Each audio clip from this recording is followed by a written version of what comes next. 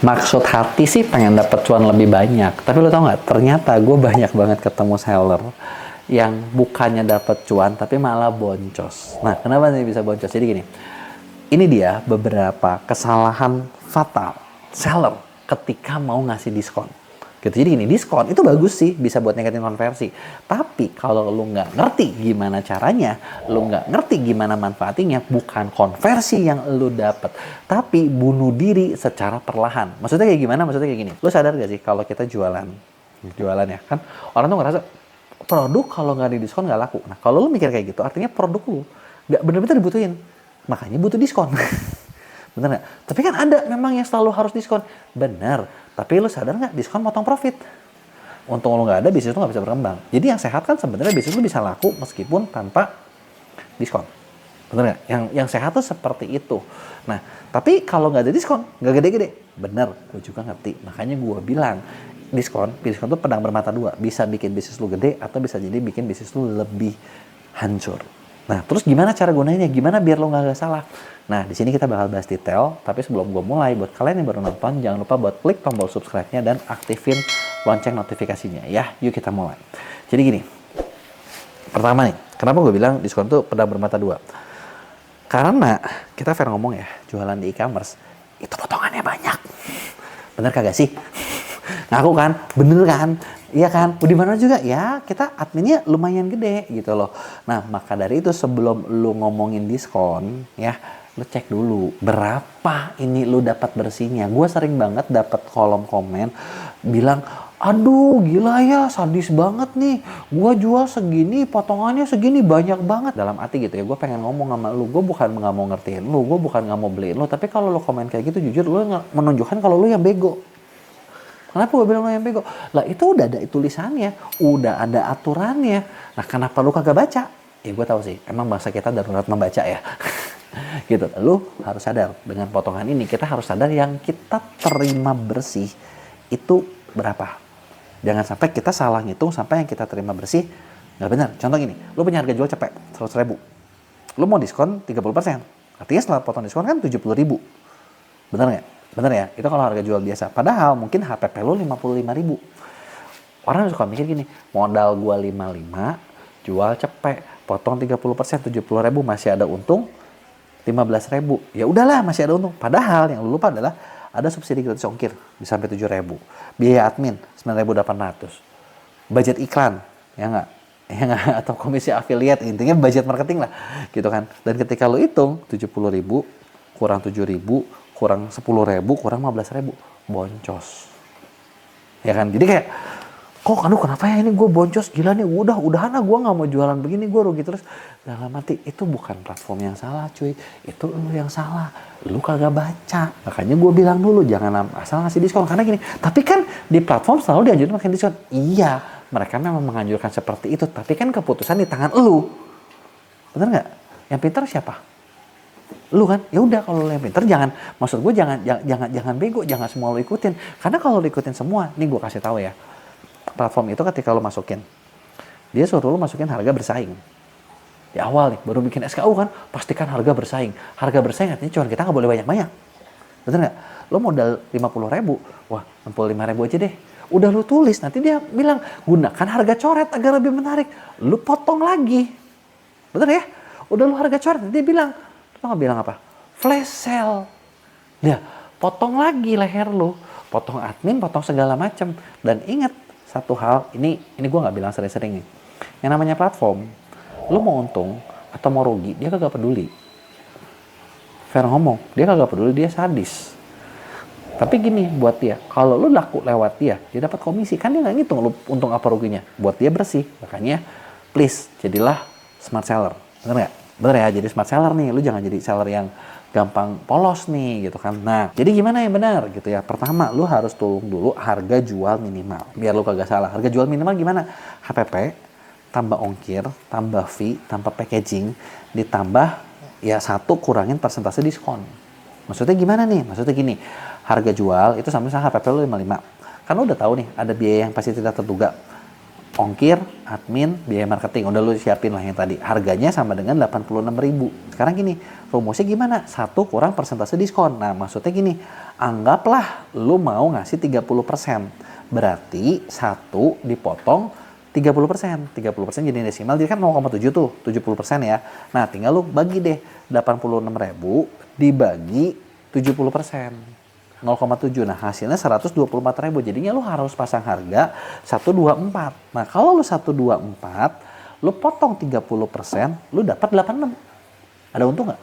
Kagak sih. Tapi kan gue bilang aman. Nah, kalau lu mau untung berapa? Nah, ini lu tambahin lagi. Jadi misalnya 130, 135. Nah, tapi inget nih, tadi kita ngitung subsidi gratis ongkirnya flat, biaya adminnya flat. Nah, padahal ketika lu naikin, itu naikin lagi dikit. Jadi lu harus agak naik-naikin dikit gitu. Nah, nanti, udah gitu gue tahu nih ketika gue ngomong gini, nanti kalian ngomong, tapi kok nanti gue jadinya nggak kompetitif sama kompetitor. Harga kompetitor ada yang lebih murah, harga yang begini ada yang lebih murah. Gue selalu bilang di berbagai video gue, lu jualan tuh ada 2 macam. Lu mau jadi termurah, ya, please silakan. Tapi lu bener-bener logistik lu segala macam harus kuat deh, ya kan. Lu harus bisa seefisien mungkin, gitu ya. Yang mana dalam tanda kutip di Indonesia itu susah, ya kan. Makanya gue nggak menyarankan jalan itu. Atau yang kedua, jualah value. Jual value itu kayak gimana sih? Lu nggak harus yang termurah, tapi lu bikin orang ngerasa barang lu bagus dan bermanfaat, jadi ngerasa tetap worth it dan dia mau bayar. Nah, jual value ini banyak seller yang masih belum bisa. Gue sering bahas gimana caranya. Gitu, ada di video-video gue yang lain. Tapi kalau ada yang pengen tahu, lu tulis di komen deh. Kasih tahu produk lu apa, nanti gue bakal kasih tahu spill gimana caranya bikin value-nya. Oke? Nah, terus yang berikutnya, ini yang pertama nih. Jadi tadi 1 kagak ngitung. Kedua, keseringan ngasih diskon. Keseringan ngasih diskon itu bahaya karena bikin pembeli jadi matre. Matanya hijau terus.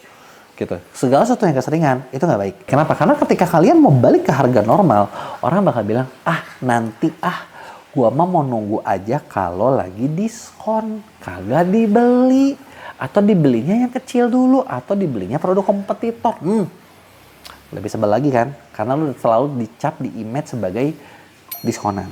Makanya gua sendiri di bisnis gua tuh agak anti buat ngasih diskon. Kenapa? Karena ngajarin pembeli bukan buat lihat value-nya, tapi lu ngelihat kalau ya kan diskonnya gitu. Jadi harus ngapain nih? Nah, gunain diskon itu cuma di momen spesial.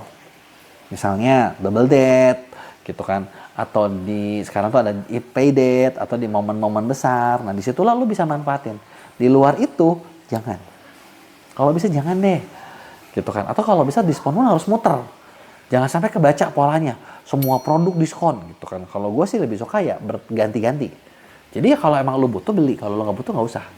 Nggak apa-apa, gue pengen bikin lu kayak ini barang udah oke gitu loh. Gitu. Nah, berikutnya kesalahan lagi adalah ketika seller ngasih diskon tapi kagak ada batas. Maksudnya gimana nih? Maksudnya lu nggak nentuin berapapun bisa dapat diskon tanpa limit. Lu sadar nggak sih kalau lu buka Grab, lu buka Gojek, lu buka, pokoknya semua platform e-commerce deh. Diskon 20%, pakai voucher 30%, maksimal sekian. Nah, ini lu bayangin sih startup aja yang kerjaannya bakar duit, sekarang mereka membatasi. Nah, lu yang duitnya terbatas, kagak membatasi, luar biasa kalian. Benar ya? Jadi jangan ditiru, lu harus punya batasan. Nah, terus sebenarnya kalau diskon tuh ada apa aja sih tujuannya gitu kan? Diskon tuh ada macam-macam. Ada diskon persentase 10-30% misalnya. Ini cocok buat produk yang harganya tengah-tengah. Terasa gede tanpa harus banting harga. Meskipun sebenarnya Fer ngomong, ada teknik yang namanya psikologi harga. Lu udah pernah belajar gak? Nah, di sini tuh ada teknik-tekniknya nih. Misalnya gini, bagusan mana sih? Diskon persentase atau diskon rupiah? Contoh, 10%, 20%, 30%, atau diskon rupiah aja langsung, nominal potong. Sebenarnya gue spill sedikit, salah satu ininya pentingnya, diskon mana persentase ataupun harga, itu yang bagus adalah, yang terbaik adalah yang angkanya kelihatan lebih gede. Misalnya, menurut kalian mana lebih menarik? Diskon 10% apa diskon 80.000? Kesannya pasti 80.000 dong. Bentar dulu cuy. Dari harga berapa? Kalau gue bikin harga 1 juta, diskon 10% sama diskon 80.000, tetap aja 80.000 kesannya lebih menarik.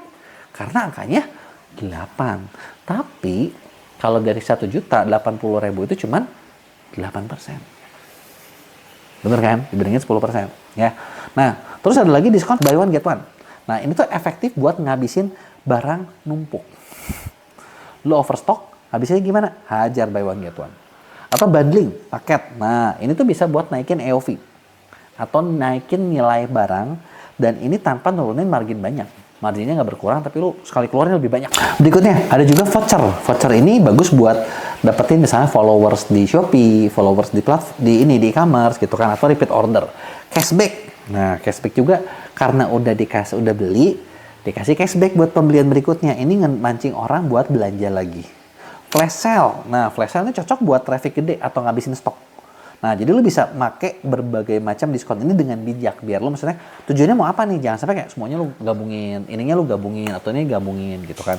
Nah, itu tadi adalah beberapa teknik penjualan strategi yang bisa lu pakai. Gitu. Karena kalau misalnya gini, aduh bisa nggak kok bikinin strategi buat jualan toko gua biar gua lebih laku.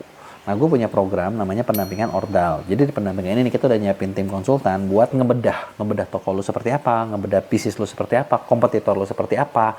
Dan dari sinilah kita kasih nih kayak strateginya kayak gimana, solusinya seperti apa, action plan seperti apa yang bisa lo lakuin supaya profit lo atau omset lo naik. Dan rata-rata dari klien yang udah kerja sama kita, satu project tuh kurang lebih 3 bulan lah.